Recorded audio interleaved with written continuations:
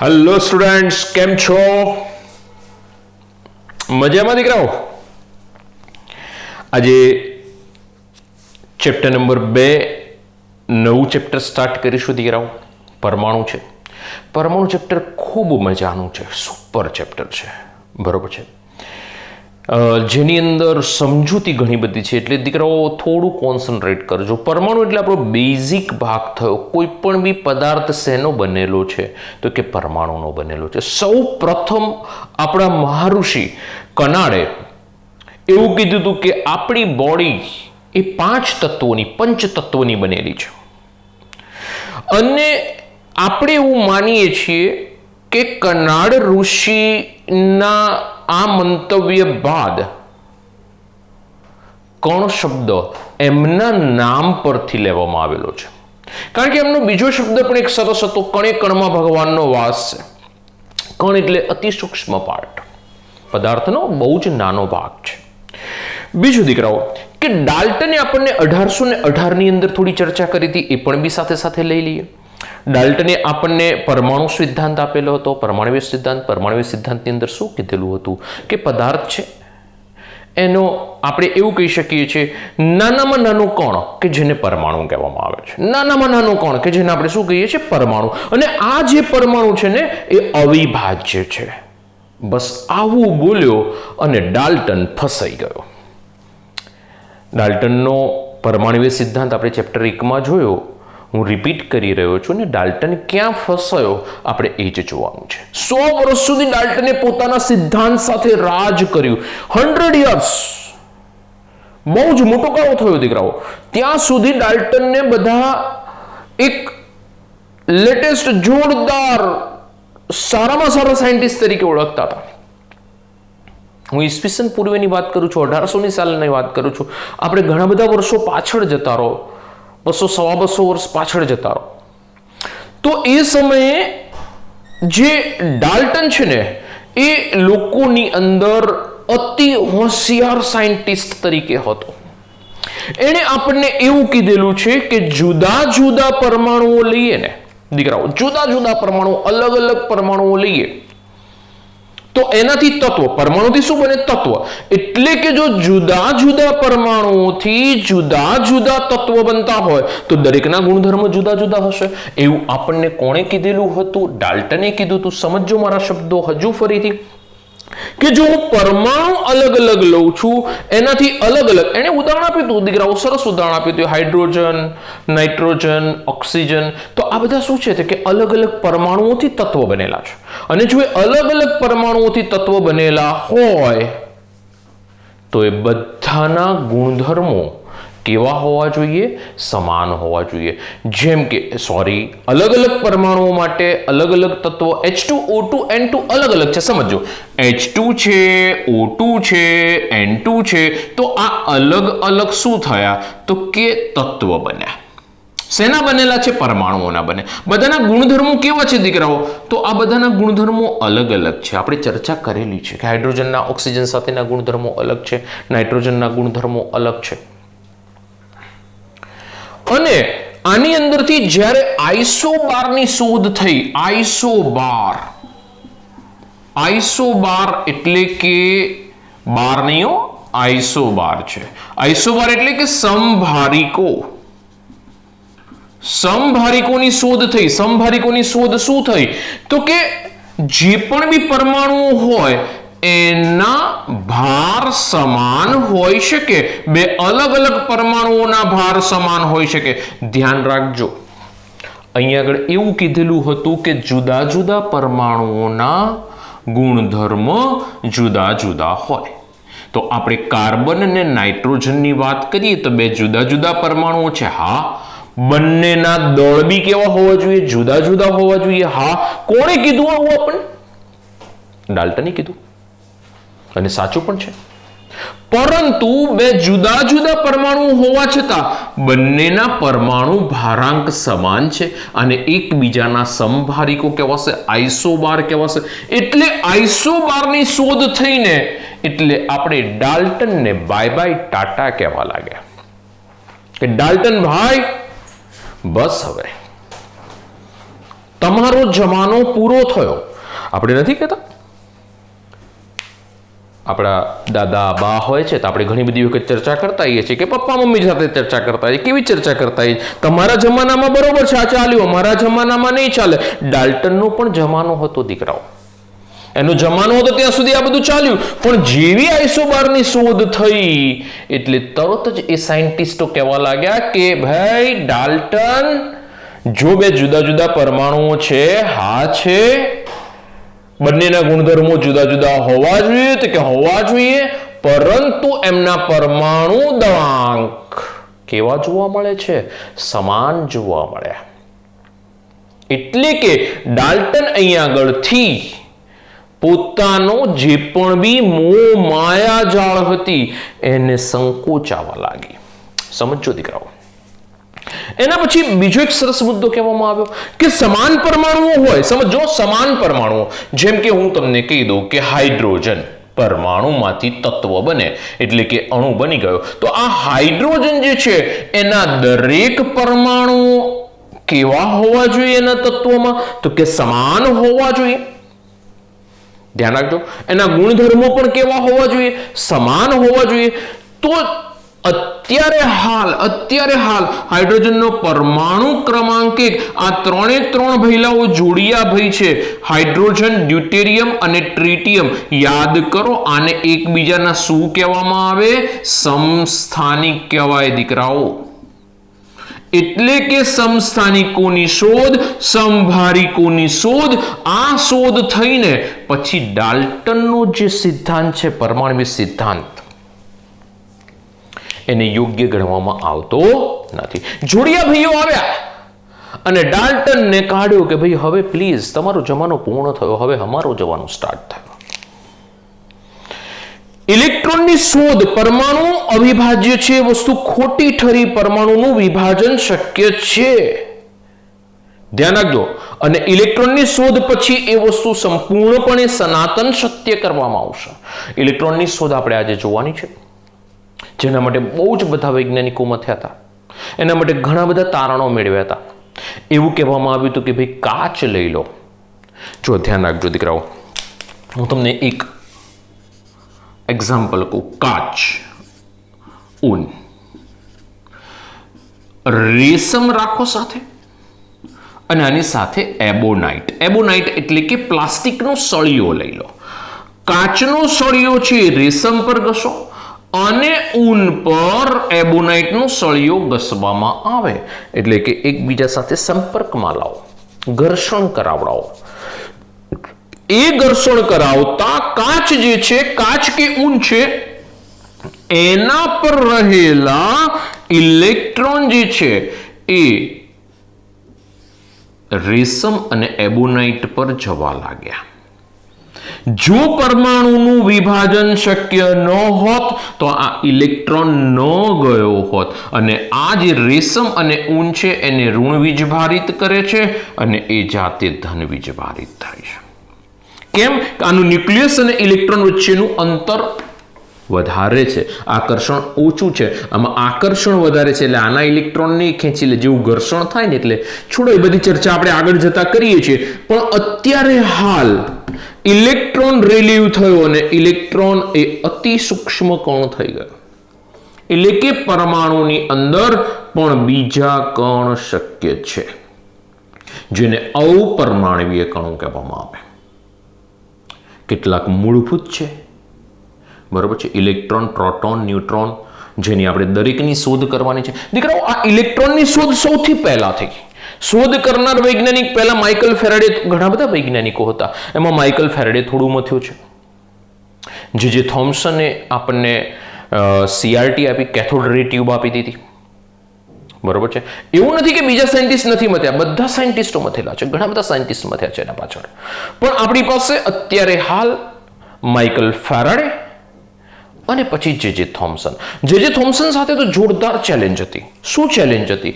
જો દીકરાઓ, આ બધી જ્યારે ચર્ચા થતી હતી ને ત્યારે દુનિયા કયા યુગમાં જીવતી હતી તમે વિચારો. 100, 150 વર્ષ, 200 વર્ષ જૂની આપણે વાતો કરીએ છીએ.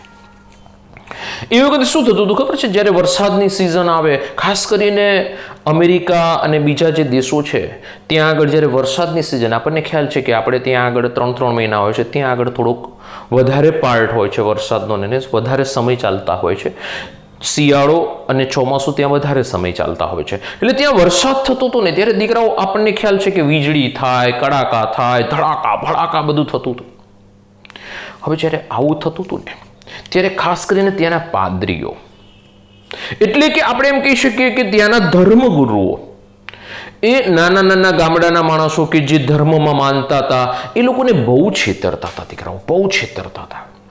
એમાં શું થતું હતું ખબર છે કે આજે કડાકો થયો ને ક્યાંક વીજળી પડીને 2 જણા મરી ગયા એટલે તરત જ પાદરી દ્વારા એલાન કરવામાં આવતું, ભાઈ તારા પર ભગવાનનો પ્રકોપ થયો છે, એટલે તારા પર વીજળી પડી, તારા ખેતરમાં વીજળી પડી, તારા કોઈ રિલેટિવ પર વીજળી પડી, એ એટલા માટે પડેલી છે કે તારા ત્યાં આગળ ભગવાનનો પ્રકોપ થયેલો છે. જો તમારે આ બંધ કરવું હોય તો મારા ઘરે એટલે કે મને 500 થી 1000 રૂપિયા આપો, એટલે કે ડોલર આપો, તો હું ભગવાનને પ્રાર્થના કરું કે ફરીથી તમારા પર આવો સિતમ ગુજારે નહીં.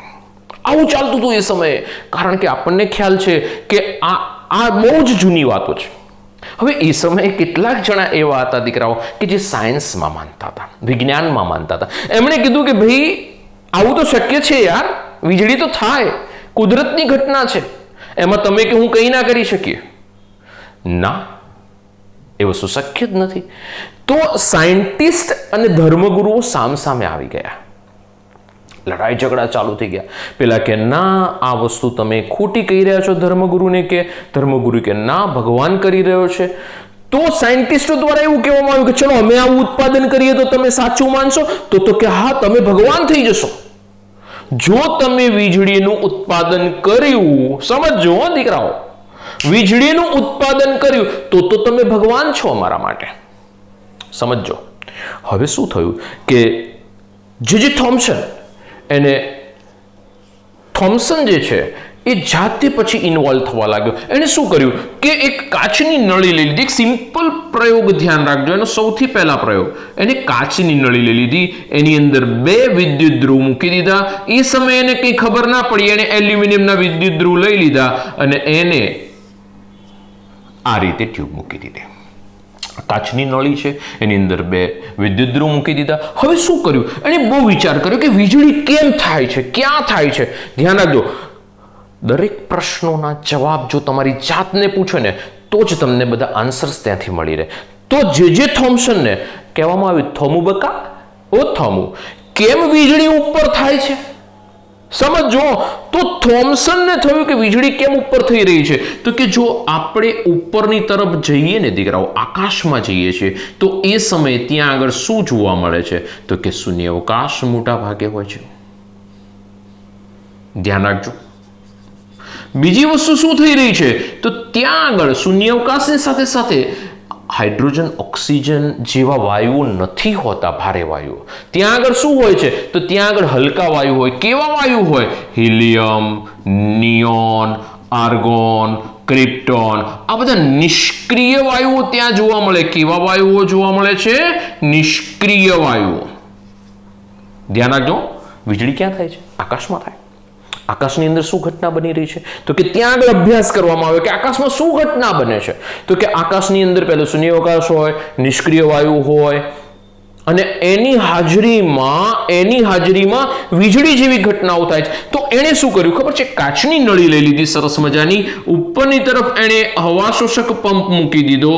આ હવા શોષક પંપ વડે એણે પ્રયત્ન કર્યો કે આની અંદર હવા બહાર ખેંચી લેવામાં આવે, એટલે કે શૂન્યાવકાશ. અહીં બહુ જ ઓછું દબાણ લાગુ પાડવામાં આવે, બહુ જ ઓછું દબાણ લાગુ પાડવામાં આવે, સમજો.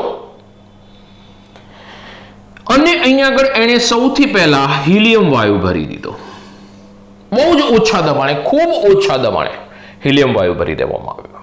સામાન્ય વાયુ બહાર લઈ લીધા, હવા શોષક પંપ વડે હિલિયમ વાયુ એન્ટર કર્યો, બહુ જ ઓછા પ્રમાણમાં, બહુ જ ઓછું દબાણ હતું.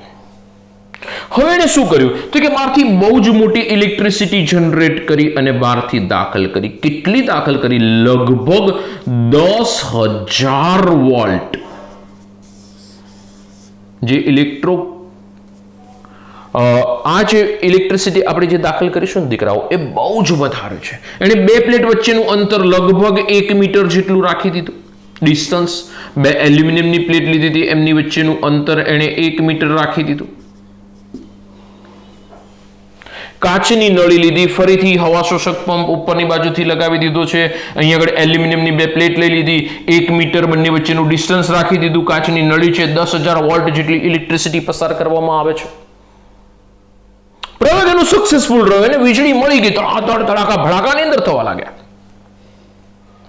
ચમકારા થયા વીજળીના. ધડાકા ભડાકા મીન્સ ચમકારા થયા. એટલે એ તો ખુશ થઈ ગયો. ચલો આજે હવે પ્રયોગ કરીએ. બધા પાદરીઓને બોલાવ્યા, ચલો ભાઈ આવી જાઓ. બધાને ગોઠવી દીધા અને કે જો હું વીજળી ઉત્પન્ન કરું છું તો એનો અર્થ એવો થયો કે હું ભગવાન છું, અને જો હું ભગવાન છું તો તમે આજે મને ગોડ તરીકે સ્વીકારશો. તરત જ પ્રયોગ કરવામાં આવ્યો દીકરાઓ. અહીંયા આગળ નળી લગાડી દીધી, એલ્યુમિનિયમ આખી વસ્તુ એને ત્યાં આગળ જોઈન કરીને રેડી જ રાખી હતી. બધાને ભેગા કર્યા. અહીંયા આગળ ઇલેક્ટ્રિસિટી બહુ જ ઊંચા દબાણે ઇલેક્ટ્રિસિટી પસાર કરવામાં આવી. તરત જ અહીંયા આગળ સ્પાર્કિંગ થવા લાગ્યો. એના કારણે શું થયું? ઝબકારા થવા માંડ્યા. ઝબકારા થાય અંદરથી. બતાવ્યું કે વીજળી થાય છે, તો કે થાય છે. તો હવે યુ આર ધ ગોડ. તો જે થોમ્સન ભગવાન થઈ ગયો. તો હવે થોમ્સનને જે તરીકે નહીં ઓળખતા સર જે થોમ્સન તરીકે ઓળખવામાં આવે. આ થયું ને દીકરાઓ. પછી થોમ્સનનું નામ જે થોમ્સન નહીં, સર જે થોમ્સન તરીકે ઓળખવામાં આવ્યું. તો આ રીતે સૌથી પહેલા આ પાયો નખાયો. ઓકે, તો આ એક ઇનિશિયલ છે, પ્રસ્તાવના છે દીકરાઓ. નેક્સ્ટ મુદ્દામાં આગળ વધવું છે. નેક્સ્ટ મુદ્દાની અંદર આપણે આગળ વધીએ. હવે શું થાય છે? તો કે હવે થોમ્સન જે છે ને એ નેક્સ્ટ બીજી વાતો કરે છે. શું વાત કરે છે? કે યાર આ 10,000 વોલ્ટ તો બરોબર છે, આ લોકોને સમજાવવા માટે ઇલેક્ટ્રિસિટી જનરેટ કરી દીધી ને ધડાકા ભડાકા કરી દીધા. પણ હવે 10,000 વોલ્ટ એટલું બધું તો ઇલેક્ટ્રિસિટી આપણે પ્રેક્ટિકલમાં ક્યાં રોજ વાપરીશું? કારણ કે એને એટલી ખબર પડી કે આ અંદર શું ઉત્પન્ન થયું. ચમકારા, લપકારા, ઝબકારા થયા, ચમકારા થયા, વીજળી થઈ. તો એ કોના કારણે થઈ? તો કે હજુ ખબર નથી. ધ્યાન રાખજો, હજુ એને તો ખાલી ઝબકારા જ જોયા છે. એક જ મિનિટ દીકરાઓ, પાછળ હું કરી ફોકસ ચેક કરી લઉં. Okay, complete.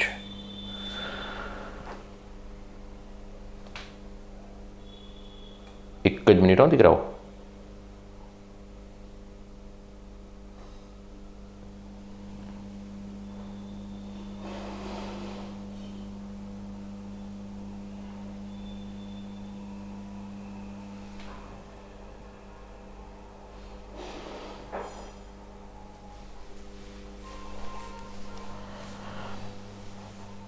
ઓકે, કમ્પ્લીટ છે ફોકસ. આગળ વધી.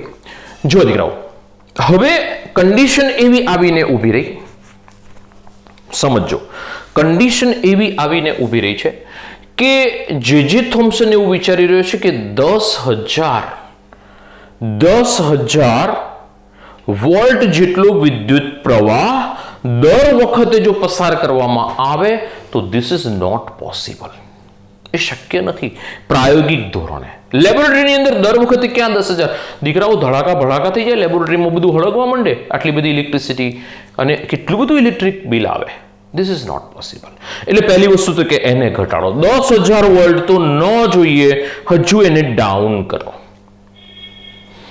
નેક્સ્ટ મુદ્દામાં આગળ વધીએ કે 10,000 વોલ્ટ નહીં ચાલે તો ડાઉન કરવું પડશે. તો એની સાથે સાથે ઘણા બધા ચેન્જીસ કર્યા એણે. સૌથી પહેલો ધ્યાન રાખજો, માઇકલ ફેરાડે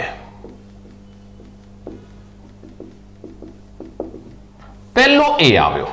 જે થોમ્સને આટલી ઇલેક્ટ્રિસિટી જનરેટ કરી દીધી, આટલી ચર્ચા કરી દીધી, એના પછી આપણે માઇકલ ફેરાડે એ પણ બી સાથે ને સાથે પ્રયોગ કરી રહ્યો છે.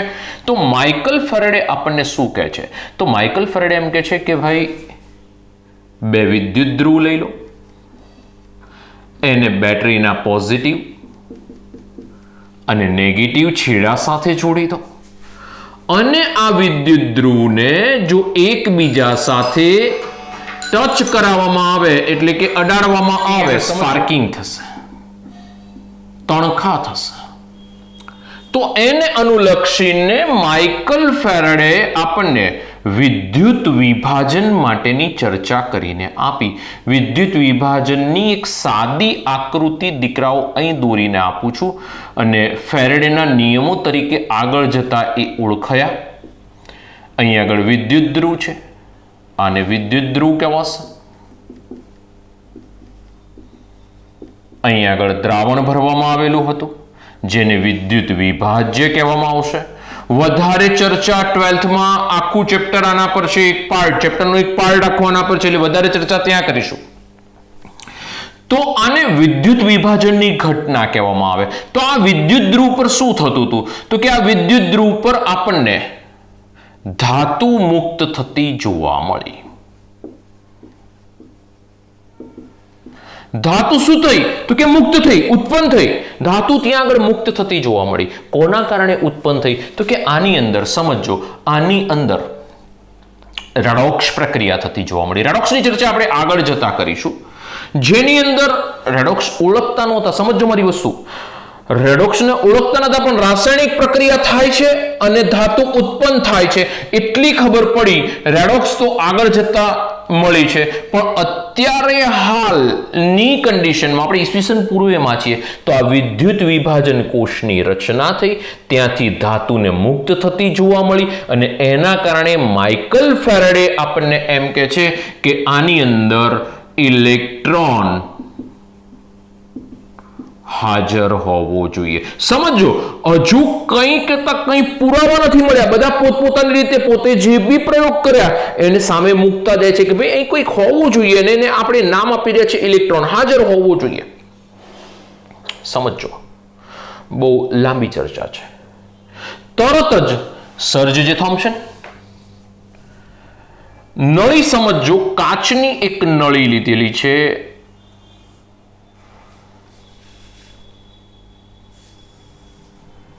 કંઈ પણ બી ડાઉટ્સ આવે છે તો પછી પૂછું છું તમને. આ કાચની એક નળી, કાચની નળીની અંદર આ વિદ્યુત ધ્રુવ મૂકી દઈએ. વિદ્યુત ધ્રુવ છે ને એના ડિસ્ટન્સ ઘટાડી દેવામાં આવ્યા. કોના દ્વારા?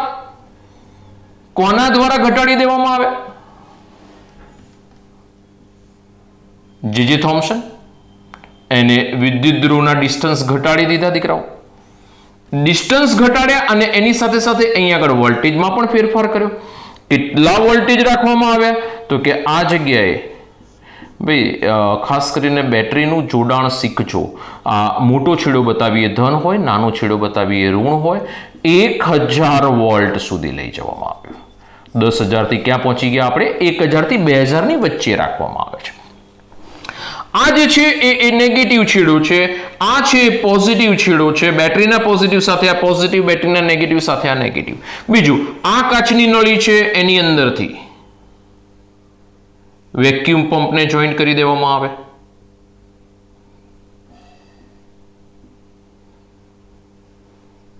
અહીં આગળથી વેક્યુમ પંપ વડે, હવા શોષક પંપ વડે આપણે અંદરનું દબાણ ધ્યાન રાખજો, 10⁻³ મીમી જેટલું ઓછું કરી દઈએ છીએ. યાદ કરો, આપણે કીધું આકાશમાં શૂન્યાવકાશ હોય છે, એટલે અહીં આગળ બી હવા શોષક પંપ વડે દબાણ ઓછું કરી દેવામાં. બીજું, આની અંદર હિલિયમ ભરેલો છે નીચા દબાણે, આટલા નીચા દબાણે, P = 10⁻³ મીમી, 0.001 મીમી જેટલું ખૂબ જ નીચું દબાણ છે અને એ દબાણે આપણે અહીં આગળ હવે પ્રયોગ કરવા માટે જઈએ છીએ. કયો વાયુ ભરીએ છીએ?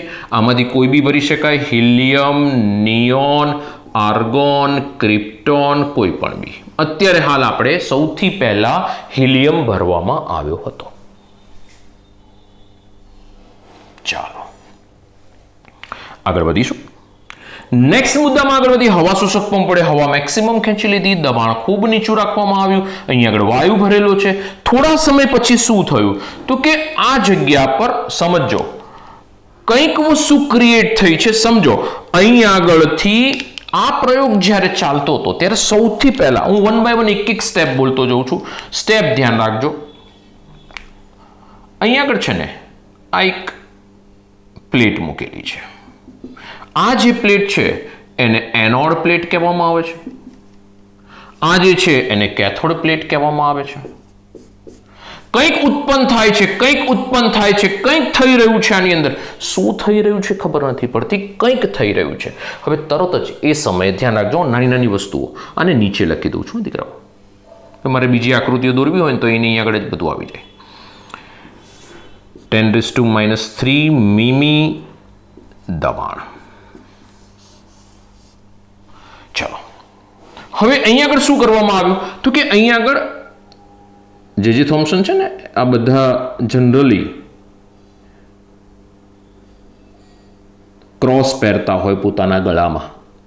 તો એણે શું કર્યું કે પોતાના ગળામાં રહેલું લોકેટ છે ને એ લાવીને મૂકી દીધું ને એ લગાડી દીધું કે ચલો ભાઈ શું થાય છે, કંઈક જતું હશે તો ખબર પડશે.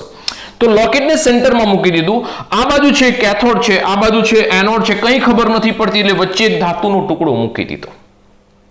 સમજો, ધાતુનો ટુકડો મૂકતા અહીંયા આગળથી રેઝ નીકળ્યા છે, સામેની તરફ ગયા છે, અહીંયા આગળ પહોંચ્યા ત્યારે અહીંયા આગળ એનો પડછાયો જોવા મળ્યો દીકરાઓ એનોડ પર. સમજો હો, એનોડ પર શું જોવા મળ્યો? પડછાયો જોવા મળ્યો.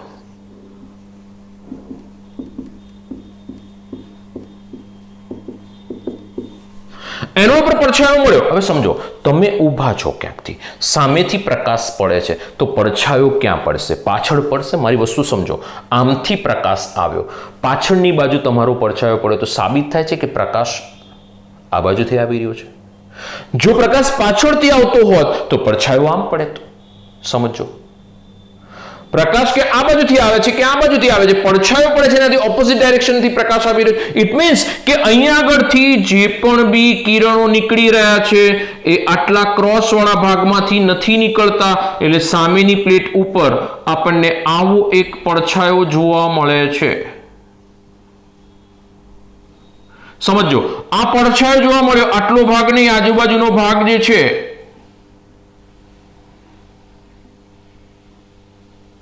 આગળ જતા આને આપણે અલગ એંગલથી જોઈએ છીએ. હમણાં આ શરૂઆત છે દીકરાઓ, ઇનિશિયલ સ્ટેજ છે. અહીંયા આગળ સામાન્ય ચર્ચાઓ કરવાની. આવું આપણને ક્યાં જોવા મળ્યું? અહીં એનોડ પ્લેટ પર જોવા મળ્યું. પડછાયો પડ્યો ને એટલે ખ્યાલ આવી ગયો કે કંઈક રેઝ નીકળી રહ્યા છે. એની ડિરેક્શન શું છે? કેથોડથી એનોડ તરફ. કઈ બાજુથી કઈ બાજુ જાય છે? કેથોડથી એનોડ તરફ કંઈક જઈ રહ્યું છે. આપણે અથડામણ માટે અહીંયા આગળ અલગથી આ તો આપણે ક્રોસ મૂક્યો, બરોબર છે. કંઈ પણ બી વસ્તુ મૂકો, પડછાયો પડશે ઇન શોર્ટ. તો આ એક વસ્તુ થઈ ગઈ. બીજી વસ્તુ કે ચલો આને કાઢ્યું, સમજો આને કાઢી નાખ્યો અને એની જગ્યાએ તમને ખ્યાલ હોય તો નાના હતા ને ત્યારે તમે મેળામાં જતા હતા ત્યારે ચકરડી મળતી હતી કાગળની, કે જે ચકરડી લઈને તમે દોડો એટલે પવનથી એ ફરે ગોળ ગોળ ગોળ ગોળ ગોળ ગોળ. બરોબર છે. તો બહુ જ ઓછા વજનની, કે જેને બહુ જ ઓછું વજન છે એવું એક ધાતુની પેડલ અહીંયા આગળ મૂકી દેવામાં આવ્યું. બહુ જ ઓછા વજન ધરાવતું ધાતુનું પેડલ અહીં મૂકી દેવામાં આવ્યું. પેડલ એટલે એક પ્રકારની ચકરડી મૂકી દેવામાં આવી. સમજો, આ બધા પ્રયોગો નાના નાના થયા છે ને એની ઉપરથી ઘણા બધા મુદ્દા 1 બાય 1 સાબિત મળે છે. ચોપડીમાં બધી સાબિતી આપી છે, હું 1 બાય 1 જે પ્રયોગો થયા બતાવતો જઉં છું. તો આ જે ચકરડી છે ને દીકરાઓ એ ફરવા લાગી. આ ચકડી શું થવા લાગી? ફરવા લાગી. આ ચકડી ફરવા લાગી ને સમજો, એટલે એનો અર્થ એવો થયો કે આ જે આવનાર કણ છે ને, સમજો આવનાર કણ છે ને એ ગતિ ઉર્જા ધરાવે છે. સમજો, ગતિ ઉર્જા ધરાવે ને તો જ આ પેડલને ધક્કો મારે ને પેડલ ફરે. આ પેડલને ધક્કો મારે ને પેડલ ક્યારે ફરે? કે જ્યારે આની પાસે ગતિ ઉર્જા હોય તો જ આને ફેરવી શકે, બાકી ન ફેરવી શકે. પવન પાસે ગતિ ઉર્જા છે તો ચકરડીને ફેરવે છે. બરોબર છે. તો એ ફરે છે ક્યારે કે એની પાસે ગતિ ઉર્જા છે, અને જો ગતિ ઉર્જા એટલે કાઇનેટિક એનર્જી, સમજો કાઇનેટિક એનર્જી K = 1/2 mv², આપણી પાસે સૂત્ર છે, જાણીએ છીએ આપણે. એટલે કે જો પદાર્થ ગતિ ઉર્જા ધરાવતો હોય ને, એટલે કે આ જો કણ ગતિ ઉર્જા ધરાવતો હશે ને, તો એ દળ બી ધરાવતો હશે. આમ તો વેગમાન થયું, દળ પણ ધરાવતો હશે, અને જો એ દળ ધરાવે તો એને શું કહેવામાં આવે? કણ કહેવામાં આવે.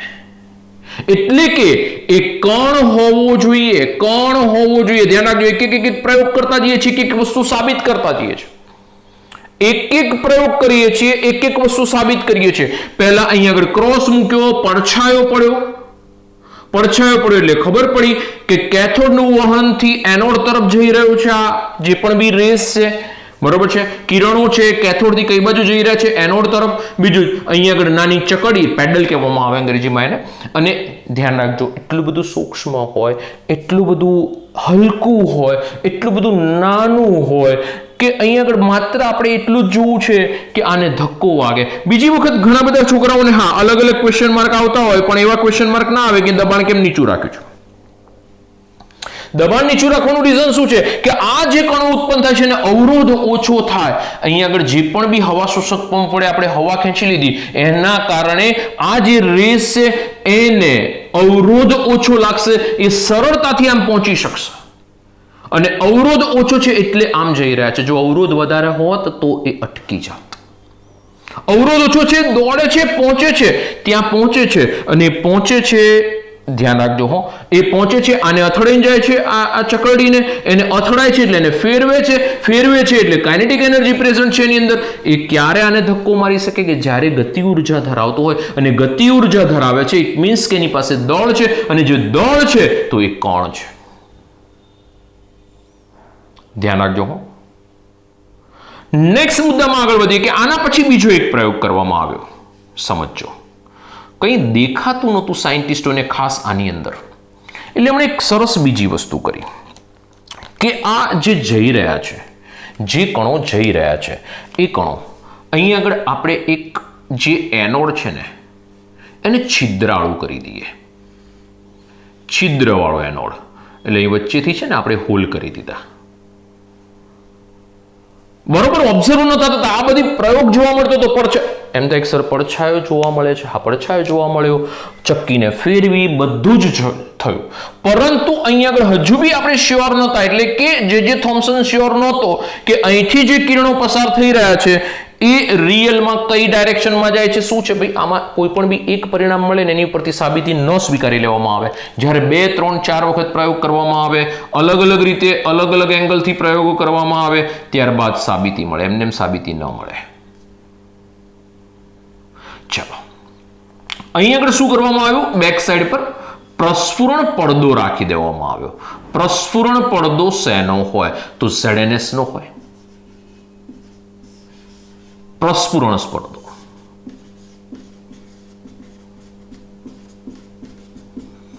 આ પ્રસ્ફુરણ પડદો રાખ્યો ને, એટલે જેવા બી કિરણો અહીંથી પસાર થયા ને દીકરાઓ, એટલે બધા પસાર ના થઈ શકે, હોલમાંથી જેટલા બી પસાર થઈ શક્યા, કારણ કે જે હાર્ડ સરફેસ છે એમાંથી પસાર નથી થતા, જેટલા હોલમાંથી પસાર થઈ ગયા ને સામે જઈને અથડાયા એટલે ત્યાં આગળ સ્પાર્કિંગ થયું, અને ત્યાં આગળ સફેદ રંગના આપણને સ્પોટ જોવા મળે. આમ તો ઝબકારા કહેવાય, સ્પોટ જોવા મળે. સફેદ રંગના શું જોવા મળે છે? સ્પોટ જોવા મળે. સફેદ સ્પોટ જોવા મળે. જો ફ્લોરોસન લો ને, ફ્લોરોસન તો યલો ગ્રીનિશ શેડ જેવા આપણને ત્યાં આગળ સ્પોટ જોવા મળે. અત્યારે ZNS લીધું છે, ત્યાં આગળ સફેદ કલરના નામ ઝબકારા. આપણે તારામંડળ આવે ને, અને જે ઝબકારા થાય છે, તારામંડળ નામ નથી તણખા થતા, બસ એવા ઝબકારા થાય, સ્પાર્કિંગ થતું હોય ને એવું લાગે. એટલે ખબર પડી કે ભાઈ હવે કેથોડમાંથી રેઝ નીકળી રહ્યા છે. આ નળીને CRT, કેથોડ રે ટ્યુબ નામ આપવામાં આવ્યું. આ જે કિરણો છે ને કેથોડ રેઝ કહેવામાં આવ્યા. કેથોડ રેઝ કન્ફર્મ થઈ ગયા કે કેથોડ રેઝ છે. ક્વેશ્ચન પૂછવામાં આવ્યો કે કેથોડ રેઝ જે છે એ કેવો વીજભાર ધરાવે છે? એનો કોઈ વીજભાર છે? તો આના દ્વારા કહેવામાં આવ્યું કે ભાઈ વીજભાર માટે આપણે એક બીજો પ્રયોગ કરીએ. વન બાય વન જુઓ, પ્રયોગોથી જ બધી સાબિતી મળે. અહીંયા આગળ શું કરવામાં આવ્યું તો કે બહુ જ નીચા વિદ્યુત દબાણે બે પ્લેટ મૂકી દેવામાં આવી.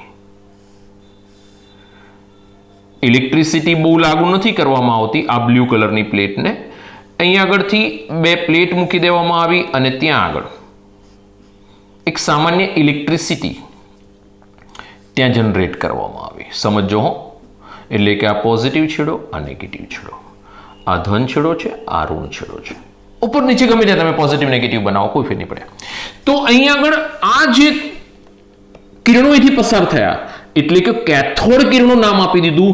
કેથોડમાંથી મુક્ત થતા કિરણો, કેથોડ કિરણો અહીંથી જેવા બી પસાર થયા ને એ કેથોડ કિરણો એ પોતાનો વીજભાર શું ધરાવે છે તો કે કેથોડ કિરણો એ ધન ધ્રુવ તરફ થોડા વળી ગયા. એટલે આ જે સીધે સીધા પસાર થતા હતા ને દીકરાઓ, સીધે સીધા જે પસાર થતા હતા ને આ કિરણો, એની જગ્યાએ આ કિરણો જેવા પ્લેટ આગળ આવ્યા ને એટલે બેન્ડ થયા.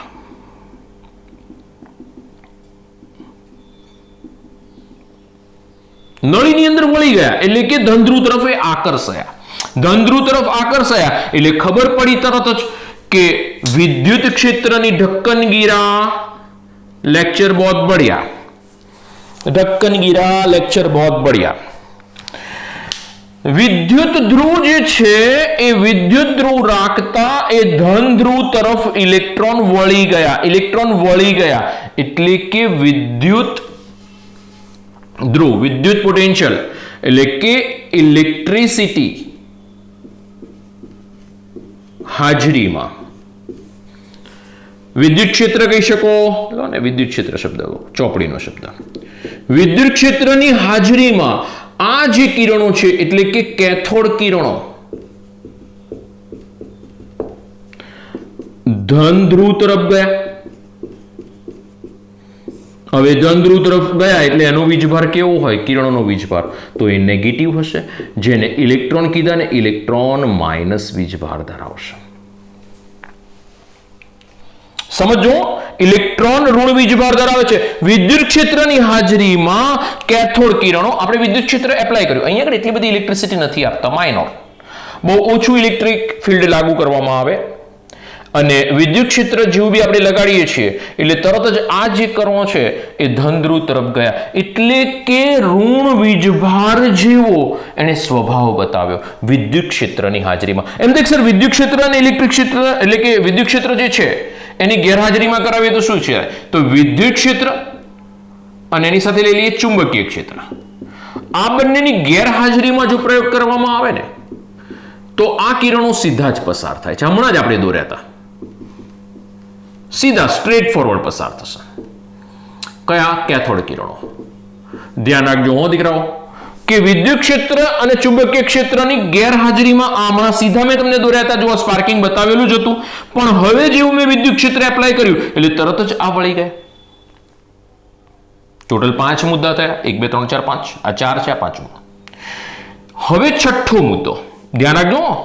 આપણે આની ઉપર વિદ્યુત ક્ષેત્ર લાગુ પડ્યું, હવે ઇલેક્ટ્રિક ક્ષેત્ર લાગુ પડીએ. એટલે કે આપણે શું કરીએ, અહીંયા આગળ એક ઇલેક્ટ્રિક ફિલ્ડ બહારથી એપ્લાય કરીએ. એક બાજુ નોર્થ ધ્રુવ લઈ લઈએ, એક બાજુ સાઉથ ધ્રુવ લઈ લઈએ. એમ દેખ સર, એનાથી શું ખબર પડે સમજો દીકરાઓ. તમને એવું કીધેલું હતું 10મામાં તમારી પાસે નિયમ આવી ગયો ડાબા હાથનો નિયમ, જેની અંદર તમને એવું કહેવામાં આવ્યું હતું કે જ્યારે વીજભારિત કણ ગતિશીલ હોય અને એને જો ચુંબકીય ક્ષેત્રમાંથી પસાર કરવામાં આવે, અત્યારે આને કાઢી નાખો, આને આપણે એવું કહી દઈએ કે એક નોર્થ પોલ છે ને એક સાઉથ પોલ છે. આ આપણી પાસે લો ચુંબક લઈ લઈએ. ચલો પ્રયોગ જુઓ, આ ચોથો પ્રયોગ આવ્યો. વન બાય વન હું એક એક વસ્તુ સાબિતી પ્રયોગ સાથે આપી રહ્યો છું, ધ્યાન રાખજો. અહીંયા આગળ આપણે એક નોર્થ પોલ અને એક સાઉથ પોલ ક્રિએટ કરી દીધી. એક નોર્થ છે ને એક સાઉથ છે. આપણે શું કરીએ તો કે આની અંદરથી કેથોડ કિરણને પસાર કરીએ. બહારથી ચુંબકીય ક્ષેત્ર એપ્લાય કરેલું છે. હવે ચુંબકીય ક્ષેત્ર એપ્લાય કર્યું છે, અંદરથી આ કેથોડ કિરણો પસાર કરીએ.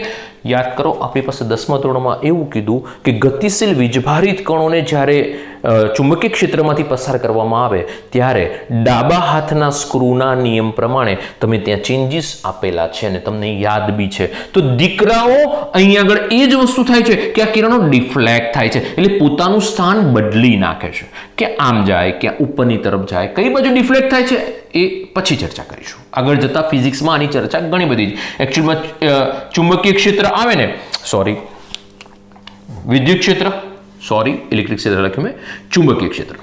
ચુંબકીય ક્ષેત્ર આની ઉપર એપ્લાય થાય ને દીકરાઓ, ત્યારે બહુ પ્રબળ ચુંબકીય ક્ષેત્ર આપણે એપ્લાય કરેલું છે અને એના કારણે આ જે વીજભારિત કણ છે એ વીજભારિત કણ, એમ થાય સર કણ શબ્દ કેમ વાપર્યો? કણ અહીંયા આગળ કહી દીધું છે. એટલે જે કેથોડ રેઝ છે એ વીજભાર ધરાવતો હોય તો જ આ વસ્તુ શક્ય છે. સમજો કે અહીં ડિફ્લેક્ટ થયો, એટલે કે ચુંબકીય ક્ષેત્ર લાગુ પાડતા જે ડિફ્લેક્ટ થયો છે તો એની પાસે વીજભાર હશે. આપણે વિદ્યુત ક્ષેત્રથી પણ વીજભાર કીધો, ચુંબકીય ક્ષેત્રથી પણ વીજભારિત કણ છે એવું કહી દીધું. એટલે કે વીજભાર ધરાવે છે. કયો વીજભાર ધરાવે છે એ કન્ફર્મ કહી દીધું, નેગેટિવ છે. કણ પ્રકૃતિ ધરાવે છે, એથી ખબર પડી ગઈ ચકરડી ફરીને. તો દીકરા વીજભારિત કણ થઈ ગયો, ઇલેક્ટ્રોનિક વીજભારિત કણ થઈ ગયો. અને આ છે આપણો સારાંશ. આ પ્રયોગ કર્યો એનો સારાંશ આટલો આવ્યો.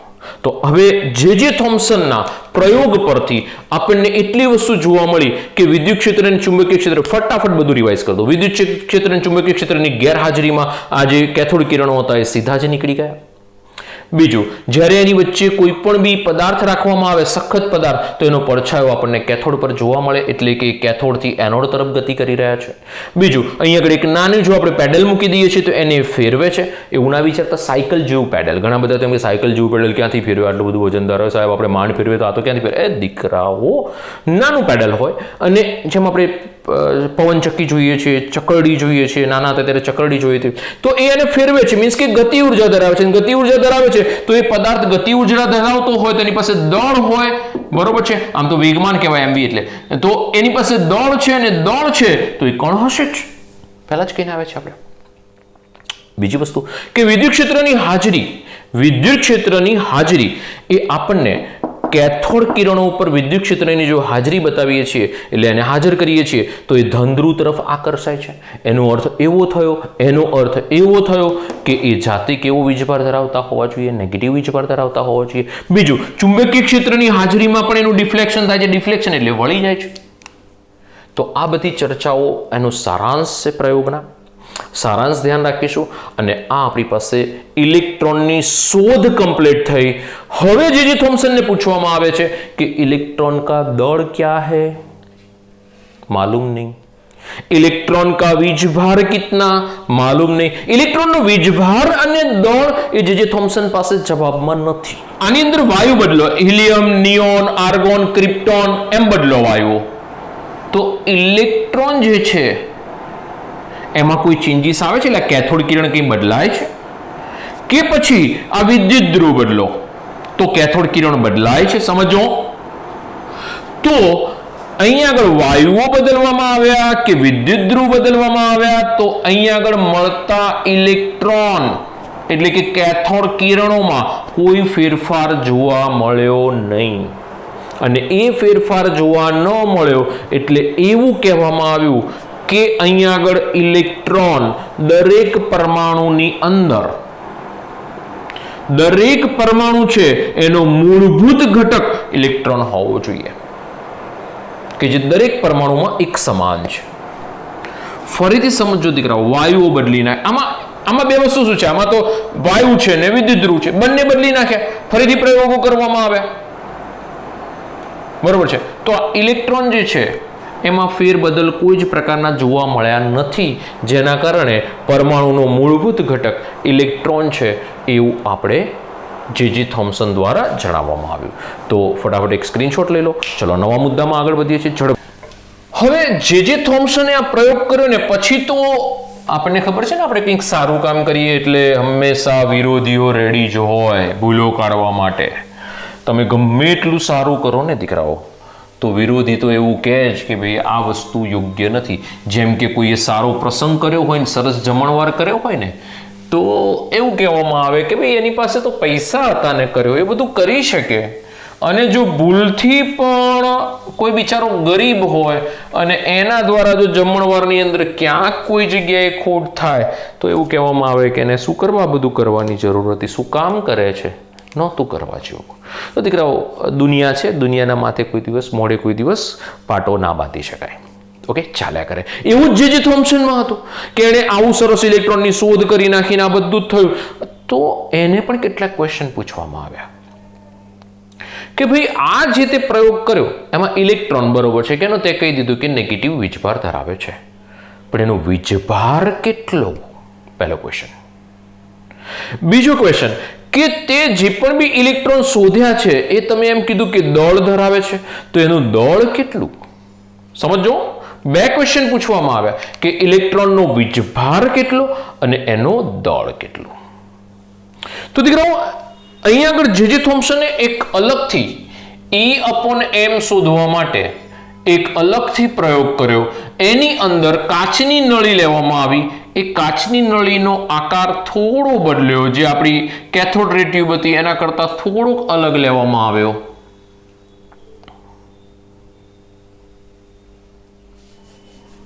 ધ્યાન રાખજો. તો આ કેથોડ રે ટ્યુબ છે, એના જેવી ટ્યુબ છે કાચની નળી. હવે અહીં આગળ સૌથી પહેલા એક વિદ્યુત ધ્રુવ લઈ લીધો. આ વિદ્યુત ધ્રુવ જે છે negative positive negative positive negative positive ધ્રુવ દોરવામાં ધ્યાન રાખજો, નેગેટિવ પોઝિટિવ. હો દીકરાઓ, અહીં આગળ આ જગ્યા પર કેથોડ પછી એનોડ લેવામાં આવ્યો. આ પોઝિટિવ છે, આને એનોડ કહેવાય. આ નેગેટિવ છે, આને કેથોડ કહેવાય. આપણને ખ્યાલ છે કે અહીંથી રેઝ નીકળે છે, એથોડથી એનોડ તરફ જાય છે. આ નેગેટિવ, આ પોઝિટિવ. ઘણા બધાને આ બેટરી દોરતા નથી આવડતી. હો, ઘણા બધાને બેટરી દોરતા નથી આવડતી. ધ્યાન રાખજો, આવું દૂર નાખે. હવે આ છે ને એને સમાન કોઈ દિવસ ના દોરાય દીકરાઓ. નેગેટિવ નાનો હોય, પોઝિટિવ મોટો હોય. ઓકે, દોરવામાં થોડું ધ્યાન રાખજો. નેગેટિવ પોઝિટિવ એમ જ હોય. જોજો અહીં આગળ. બીજી વસ્તુ કે આ જે એનોડ છે ને એને છિદ્રાળુ લઈ લીધો, હોલ કરી દીધા એને. એટલે આ છિદ્રો જે છે જેમાં અડચણ છે ને ત્યાંથી કેથોડ કિરણો પસાર નહીં થાય, પણ જે છિદ્રો છે ત્યાંથી કેથોડ કિરણો પસાર કર્યા, કેથોડ રેઝ એમાંથી પસાર કર્યા. હવે આ જે કેથોડ રેઝ પસાર થયા ને એ કેથોડ રેઝ પર અલગ અલગ અહીં આગળ વિદ્યુત ક્ષેત્ર અને ચુંબકીય ક્ષેત્ર લાગુ કરવામાં આવ્યા. સમજો, આ જગ્યાએ વિદ્યુત ક્ષેત્ર લાગુ કરવામાં આવ્યું.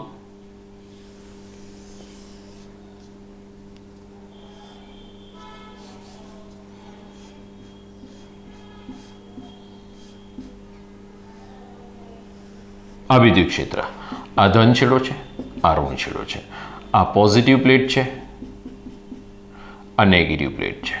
ઓકે, ચાલો. તો ચુંબકીય ક્ષેત્ર લાગુ પાડીએ છીએ. શું થઈ રહ્યું છે ચુંબકીય ક્ષેત્ર? એકચ્યુઅલમાં ચુંબકીય ક્ષેત્ર અને વિદ્યુત ક્ષેત્ર, આ વિદ્યુત ક્ષેત્ર છે અને ચુંબકીય ક્ષેત્ર અને વિદ્યુત ક્ષેત્ર બંને છે ને એકબીજાથી લંબ લગાડવામાં આવે છે. લંબ એટલે કે ચુંબકીય વિદ્યુત ક્ષેત્ર જો આમ લગાડ્યું છે ને તો ચુંબકીય ક્ષેત્ર આમ લગાડવામાં આવે. 3D આપણે દોરી નહીં શકીએ. સમજો, ચુંબકીય ક્ષેત્ર આ છે, વિદ્યુત ક્ષેત્ર પ્લેટ મેં ઉપર નીચે મૂકી દીધી. હવે જે વિદ્યુત ક્ષેત્ર છે ને એ ઉપર નીચેથી એપ્લાય કર્યું, તો ચુંબકીય ક્ષેત્ર બે સાઈડ પરથી એપ્લાય કરવામાં આવે. સમજો, આપણે 3D માં એ પ્રમાણે દીકરાઓ દોરી નહીં શકીએ, પ્રયત્ન કરીશું પણ દોરી નહીં શકીએ. આ સી આકારનું એક લોહ ચુંબક લેવામાં આવે છે અને એ આનાથી લંબ એટલે કે ચુંબકીય ક્ષેત્ર અને વિદ્યુત ક્ષેત્ર એ કેથોડ કિરણોને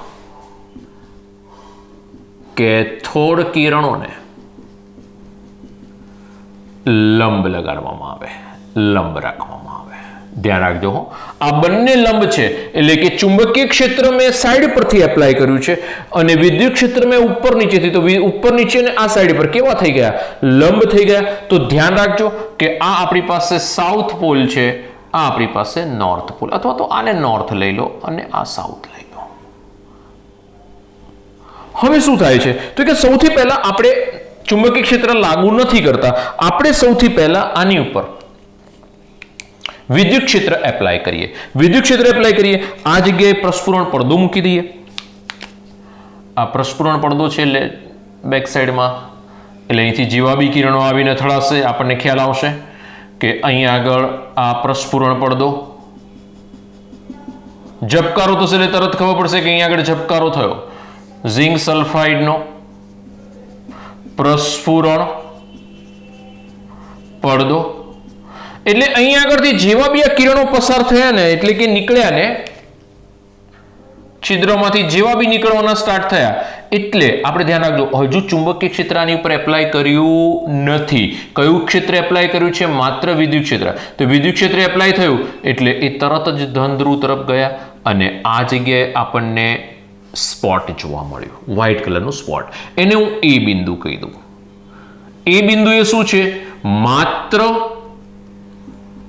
વિદ્યુત ક્ષેત્ર જ એપ્લાય કરેલું છે. માત્ર વિદ્યુત ક્ષેત્ર એપ્લાય કર્યું. વિદ્યુત ક્ષેત્ર, ચુંબકીય ક્ષેત્ર નહીં, માત્ર વિદ્યુત ક્ષેત્ર એપ્લાય કર્યું. તો એ કિરણો જતા રહ્યા છે ઉપરની તરફ. સમજો.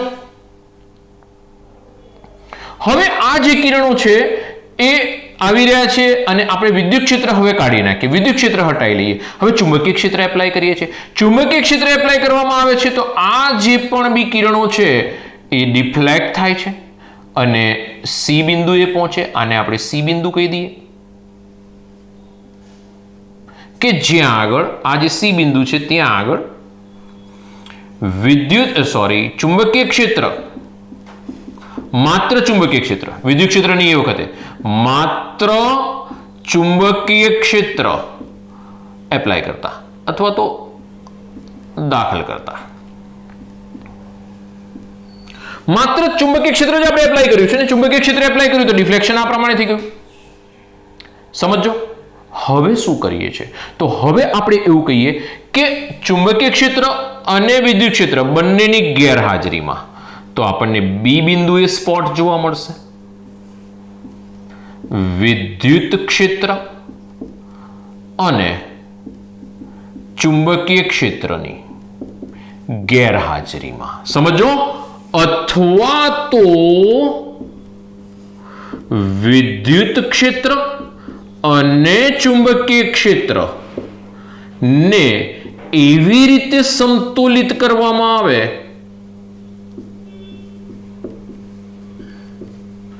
કરી લગાડવામાં આવે કે જેથી કરીને એ આપણને બી બિંદુએ જોવા મળે. બે શક્યતા છે કે વિદ્યુત ક્ષેત્ર ચુંબકીય ક્ષેત્રની ગેરહાજરી આપણે બી જોવા મળશે, અથવા તો ચુંબકીય ક્ષેત્ર અને વિદ્યુત ક્ષેત્ર મારે એવી રીતે એપ્લાય કરવાના, એને સંતુલિત કરીને એ રીતે એપ્લાય કરવાના કે મને બી બિંદુએ આ જે કેથોડ કિરણ છે એ જોવા મળે. આ E/m એટલે કે વીજભાર ભાગ્યા દળ, ઇલેક્ટ્રોનનો વીજભાર ભાગ્યા દળનો પ્રયોગ છે. હવે શું કરી રહ્યા છે તો કે સૌથી પહેલા ત્રણ વસ્તુ છે ને એ આપણે ધ્યાનમાં રાખવાની છે. પહેલી વસ્તુ કે કણોના વીજભારની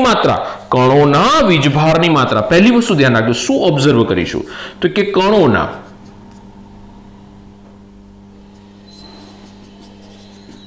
વીજભાર છે ને એની માત્રા જો વધુ હોય એટલે અપ એરો બતાવું છું,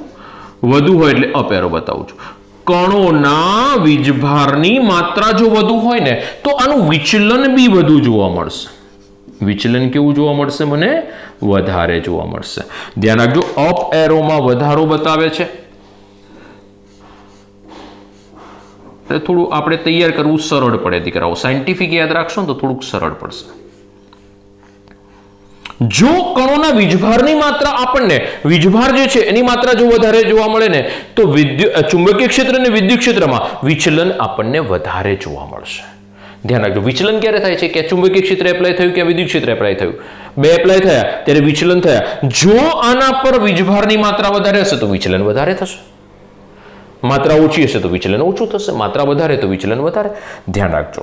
બીજો મુદ્દો ધ્યાન રાખીશું, સેકન્ડ પોઈન્ટ.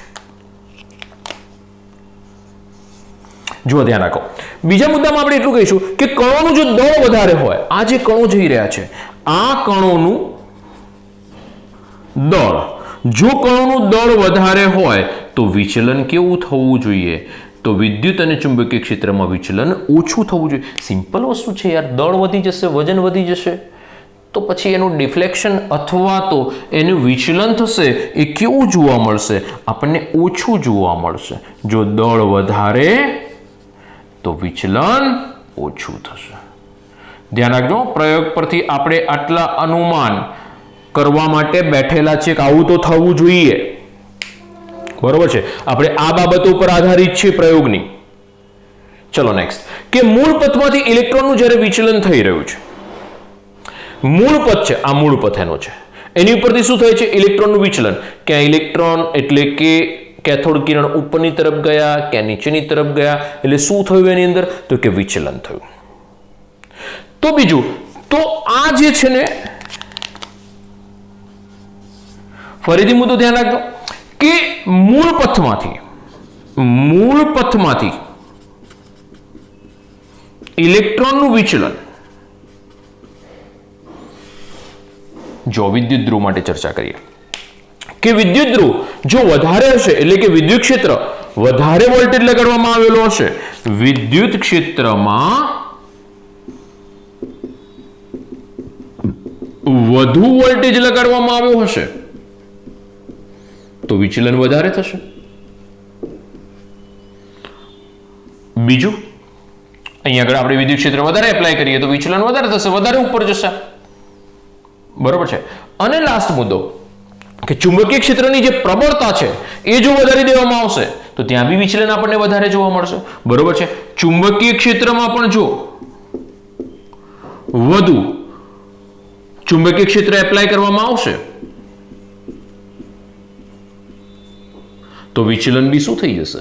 વધી જશે દીકરાઓ.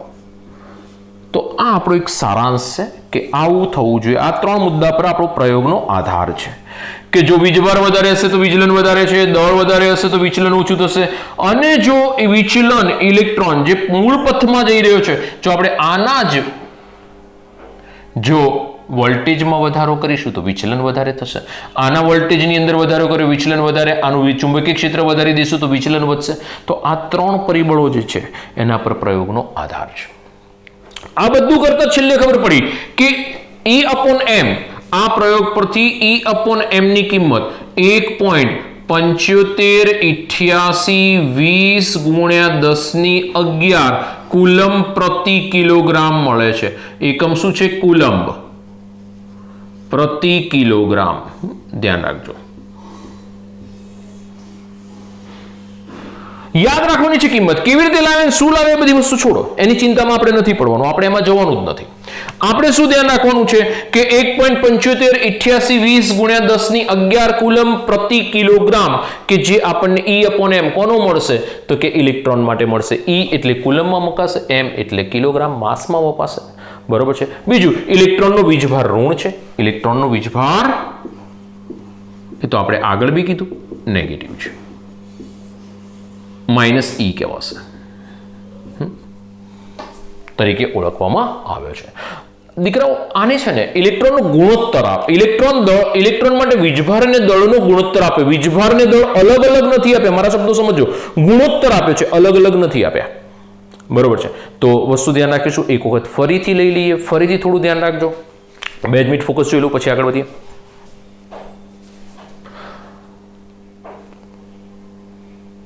ચલો, ફોકસ કમ્પ્લીટ છે. થોડું ધ્યાન રાખજો કે આ પ્રયોગ કરવામાં આવે એમાં કાચની નળીનો આકાર થોડોક બદલેલો છે. જે થોમ્સન જ પ્રયોગ કરી રહ્યો છે વીજભાર ભાગ્યા દળનો. અહીં આગળ શું કરી દીધું? ઇલેક્ટ્રિસિટી 1000 વોટ દાખલ કરીશું. આ કેથોડ, આ એનોડ. અહીં આગળ 2 ફિલ્ડ લાગુ પાડવામાં આવ્યા, એક વિદ્યુત ક્ષેત્ર અને બીજું ચુંબકીય ક્ષેત્ર લાગુ પાડવામાં આવ્યું. વિદ્યુત ક્ષેત્ર જે છે એને જ્યારે એપ્લાય કરીએ છીએ ત્યારે ચુંબકીય ક્ષેત્ર નથી એપ્લાય કરતા, તો માત્ર વિદ્યુત ક્ષેત્ર એપ્લાય કરીશું. તો આ જે ઇલેક્ટ્રોનનો પ્રવાહ છે એ ઉપરની તરફ જશે, ધન ધ્રુવ તરફ જશે. જુઓ તમે, ત્યાં આગળ વિચલન થયું. હવે જ્યારે હું વિદ્યુત ક્ષેત્ર એપ્લાય ના કરું, માત્ર ચુંબકીય ક્ષેત્ર એપ્લાય કરું ત્યારે એનું ડિફ્લેક્શન થશે નીચેની તરફ. બીજું, જો બંનેમાંથી કંઈ પણ એપ્લાય ન કરો તો સીધું નીકળી જશે, અને જો બંને એપ્લાય કરું તો એ રીતે સંતુલિતમાં કરું કે મને બી બિંદુએ બંનેનું ભેગા થઈ એ રીતે સંતુલિત કરવું આ બંનેને, વિદ્યુત ક્ષેત્ર ચુંબકીય ક્ષેત્રને, મને બી બિંદુએ સ્પોટ જોવા મળશે, એટલે વિચલન નહીં થાય એનું. ઝેડએનએસનો પ્રસ્ફુરણ પડદો છે, એની ચર્ચા આપણે આગળ કરેલી છે. 3 મુદ્દા પર આપણો પ્રયોગનો આધાર છે. પહેલો મુદ્દો કે કણોનો જો વીજભારની માત્રા વધારે હશે તો વિચલન વધારે થશે. આપણે એમ કે કણોનું વિચલન વધારે વીજભાર ધરાવે છે તો વધારે એટ્રેક્શન થશે ને દીકરા, ધન વીજભાર તરફ વધારે એટ્રેક્ટ થશે, અને વધારે એટ્રેક્ટ થશે તો એ વધારે વિચલન પામશે. જો કણોનું દળ વધારે હશે તો એનું વિચલન ઓછું થશે. હવે દીકરાઓ, જો દળ વધી જશે તેને વધારે ફેરવી નહીં શકે, વધારે વિચલિત નહીં કરી શકે, કારણ કે વજન વધારે છે, એટલે દળ વધારે હોય તો વિચલિત વધારે ના થાય. કોઈનું દળ વધારે હોય તો આપણે એને ધક્કો મારીએ તો ખસે પણ ઓછો ખસે દીકરાઓ, અને હાવ હાંઠકડી જેવો હોય ધક્કો મારીએ તો પડીએ જાય. બરોબર છે. બીજી વસ્તુ કે મૂળ પથમાંથી ઇલેક્ટ્રોનનું વિચલન છે એ વિદ્યુત ક્ષેત્રમાં જો વોલ્ટેજ વધારે હશે તો વધારે થશે, ઓછો હશે તો ઓછું થશે. જો અહીં આગળ આપણે ચુંબકીય ક્ષેત્ર વધારે લગાડીશું તો વિચલન વધારે થશે, ચુંબકીય ક્ષેત્ર ઓછું હશે તો વિચલન ઓછું થશે. આ બધું જોતા વીજભાર ભાગ્યા દળનો ગુણોત્તર આપણને 1.758820 × 10 ની 11 કુલમ પ્રતિ કિલોગ્રામ એ આપણને જે થોમ્સને ડાયરેક્ટ આપ્યો, આપણે સ્વીકારવાનો છે. બીજી વસ્તુ કે ચુંબકીય ક્ષેત્ર અને વિદ્યુત ક્ષેત્ર એકબીજા કરતા કેવા છે? લંબ છે. આ વિદ્યુત ક્ષેત્ર છે તો અહીંથી ચુંબકીય ક્ષેત્ર. બીજી એક વસ્તુ ધ્યાન રાખજો, આવતીકાલે નેક્સ્ટ લેક્ચરમાં